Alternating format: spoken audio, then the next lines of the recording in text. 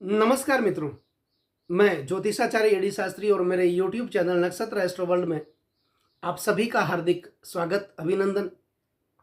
मित्रों, वीडियो शुरू करने से पहले मेरा आपसे नम्र निवेदन है कि यदि आप मेरे चैनल पर नए हैं या फिर आपने मेरे चैनल को सब्सक्राइब नहीं किया है तो पहले आप चैनल को सब्सक्राइब कर लें।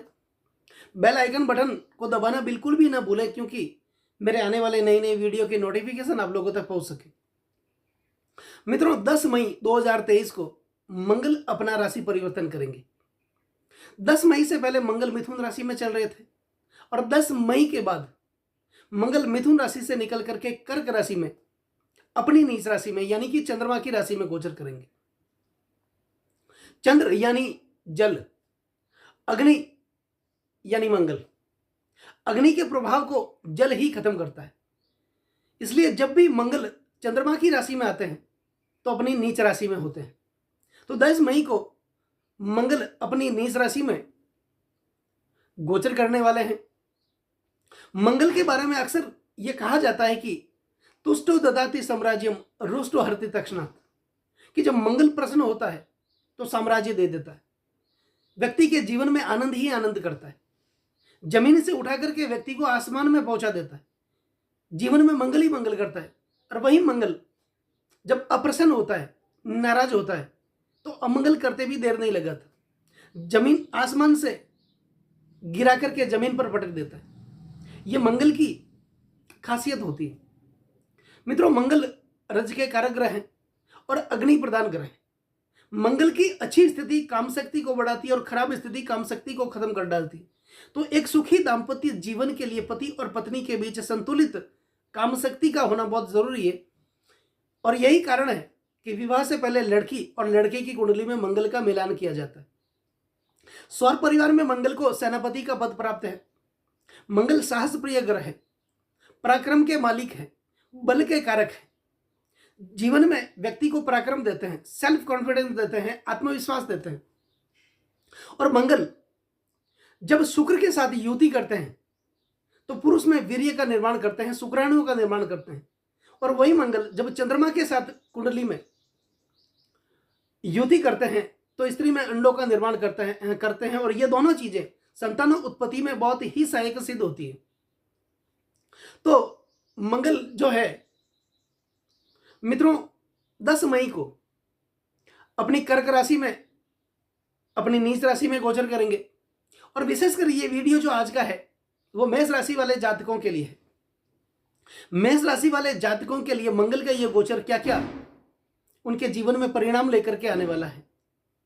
मेष राशि वाले जातकों के लिए मंगल का गोचर उनके करियर के लिए, उनकी शिक्षा और स्वास्थ्य के लिए, उनके दाम्पत्य जीवन के लिए, रोजगार के लिए, नौकरी के लिए, संतान के लिए, तरक्की के लिए और उनके प्रणय संबंधों जैसे महत्वपूर्ण क्षेत्रों के लिए मंगल का यह गोचर क्या क्या फल लेकर के आने वाला है, इसकी चर्चा आज इस वीडियो में करेंगे। ये जो राशिफल है ये आपकी चंद्र राशि पर आधारित है। यदि आपकी चंद्र राशि में से तो ये राशिफल विशेष तौर पर आपके लिए है। मित्रों, मंगल जब 10 मई को अपना राशि परिवर्तन करेंगे तो ये मेष राशि वाले जातकों के चतुर्थ भाव में राशि परिवर्तन करेंगे। 10 मई से पहले मंगल आपके तीसरे भाव यानी कि पराक्रम भाव में चल रहे थे, जो कि आपके आत्मविश्वास में वृद्धि कर रहे थे, आपके सेल्फ कॉन्फिडेंस में वृद्धि कर रहे थे, आपके बल और पराक्रम में वृद्धि कर रहे थे। अब 10 मई के बाद मंगल राशि परिवर्तन करके कर्क राशि में यानी कि चंद्रमा की राशि में अपनी नीच राशि में गोचर कर रहे हैं। तो थोड़ा बहुत मेष राशि वाले जातकों को संभल करके चलने की जरूरत है, क्योंकि मंगल जो है वो आपके पराक्रम को थोड़ा सा डाउन करेंगे, आपके आत्मविश्वास में थोड़ी सी कमी लेकर के आएंगे, आपके कॉन्फिडेंस में थोड़ी सी कमी लेकर के आएंगे। जो भी आप कार्य करेंगे उसमें आपको संदेह होगा कि यह काम मेरा पूरा होगा कि नहीं होगा, होगा तो कैसे होगा। इस मामले में थोड़ा सा आत्मविश्वास में आपके मंगल कमी कर सकता है। मित्रों, चतुर्थ भाव होता है पारिवारिक सुख का, चतुर्थ भाव होता है माता का, भू भूमि और भवन का, विरासत का, और चतुर्थ भाव होता है जनता के समर्थन का, राजनीति का। तो चतुर्थ भाव में मंगल आपके माता के स्वास्थ्य को थोड़ा सा बिगाड़ सकता है। छोटी मोटी कोई आपके माता को ऑपरेशन करना पड़ सकता है।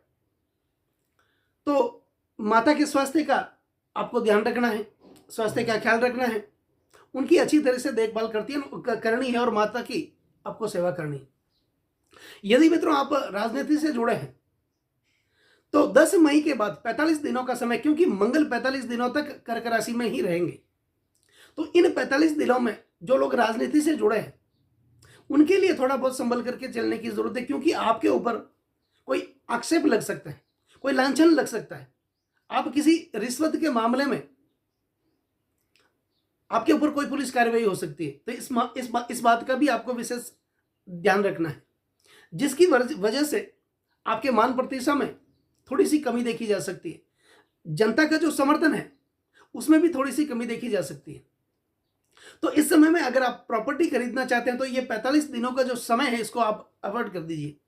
इसमें आपको कोई भी मंगली कार्य, कोई भी शुभ कार्य नहीं करना है।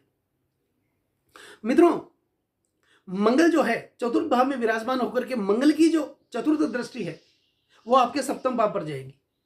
अब सप्तम भाव पति पत्नी का भाव है और विशेष करके यह भाव यौन संबंधों का प्रतिनिधित्व करता है, दाम्पत्य जीवन का भाव है।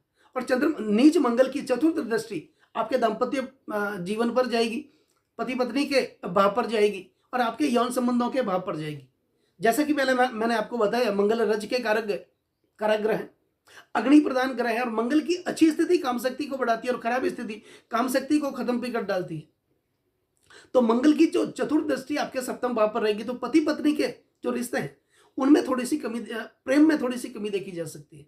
तो इस बात का आपको विशेष ध्यान रखना है।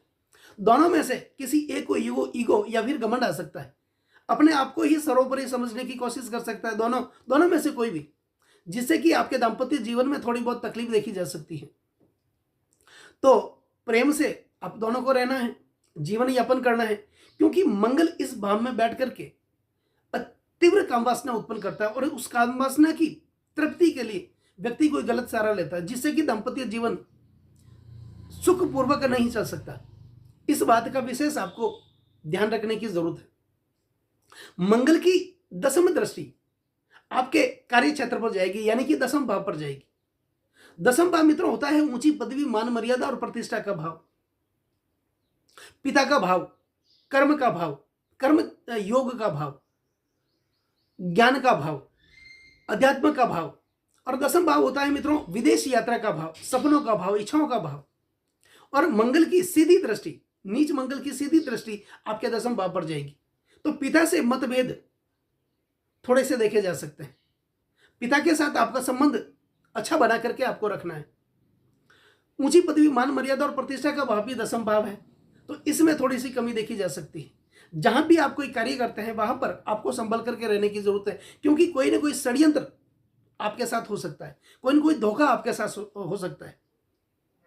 और मंगल जब चतुर्थ भाव में रहेंगे और मंगल की चतुर्थ दृष्टि आपके सप्तम भाव पर जाएगी तो किसी पराई स्त्री के चक्कर में आपको बिल्कुल भी नहीं पड़ना, क्योंकि उससे होगा क्या, आपकी बदनामी होगी, समाज में आप हीन दृष्टि से देखे जाएंगे और आपको धोखा मिलने की पूरी संभावना दिखाई दे रही है। तो इन 45 दिनों तक आपको पूरा ध्यान रखकर चलने की जरूरत है। पिता से मतभेद आपके देखे जा सकते हैं, ऊंची पदवी, मान मर्यादा और प्रतिष्ठा में थोड़ी सी कमी देखी जा सकती है, आपके ऊपर कोई लांछन भी लग सकता है। तो इन 45 दिन का समय है जो आपको शांतिपूर्वक निकालना है।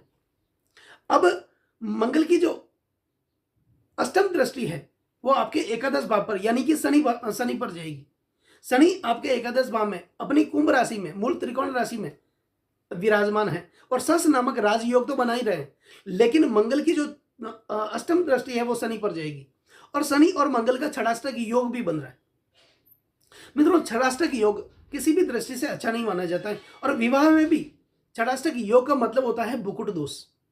ये बहुत ही बड़ा दोष होता है जो संतान उत्पत्ति में हमेशा हानिकारक होता है। बुकुट दोष की वजह से संतान प्राप्ति में भी बाधा होती है। दूसरी बात, छठाष्टक योग शनि और मंगल का हो रहा है, जिससे कि आपके लिए कोई विपरीत स्थिति का निर्माण हो रहा है। यह स्थिति आपके लिए, आपके मेष राशि वाले जातकों के लिए अच्छी नहीं है, तो इससे आपको संभल करके रहना है।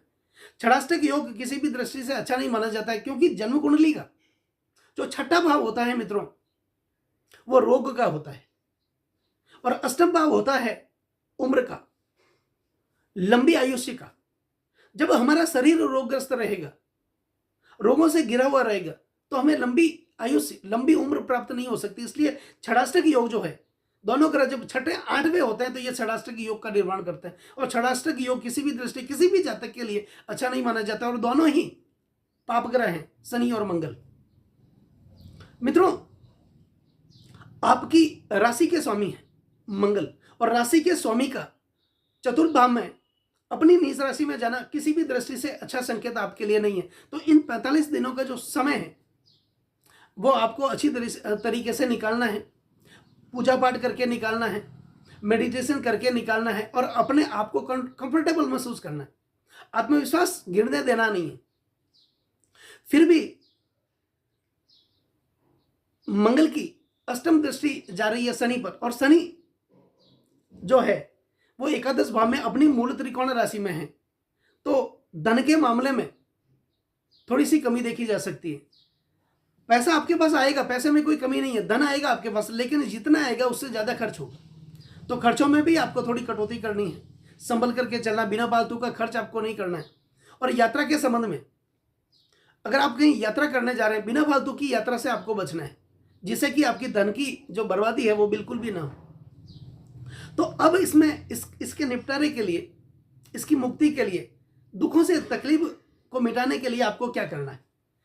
हो सके तो मंगलवार या शनिवार के दिन हनुमान मंदिर में जाकर, नियमित हनुमान मंदिर में जाकर बजरंग बली के दर्शन आप जरूर करें, और वहां पर सिंदूर जरूर चढ़ाएं। यह बात आपको सबसे पहले करनी है।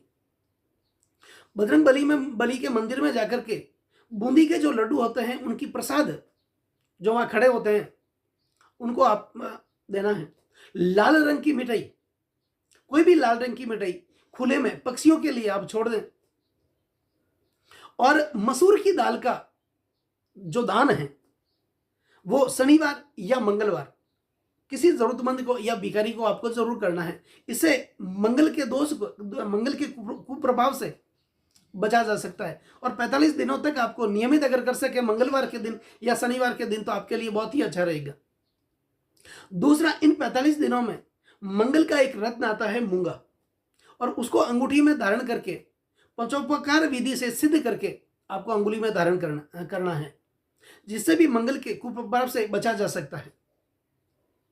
हो सके तो इन 45 दिनों में सुंदरकांड का पाठ घर में एक बार आप जरूर करें, और अपने मुख से शनिवार और मंगलवार को हनुमान चालीसा का पाठ आप जरूर करें, हनुमत बाहुक का पाठ जरूर करें, हनुमत स्तोत्र का पाठ आप जरूर करें। ऐसा करने से बजरंग बली की आपके ऊपर कृपा बनी रहेगी, और मंगल के कुप्रभाव से आप बचेंगे। तो मित्रों, अगर ये वीडियो आपको पसंद आया तो इस वीडियो को आगे से आगे शेयर जरूर करें, चैनल को सब्सक्राइब जरूर करें, और बेल आइकन बटन पर क्लिक जरूर करें, ताकि मेरे आने वाले नई वीडियो के नोटिफिकेशन आप लोगों तक पहुंच सके। नमस्कार मित्रों।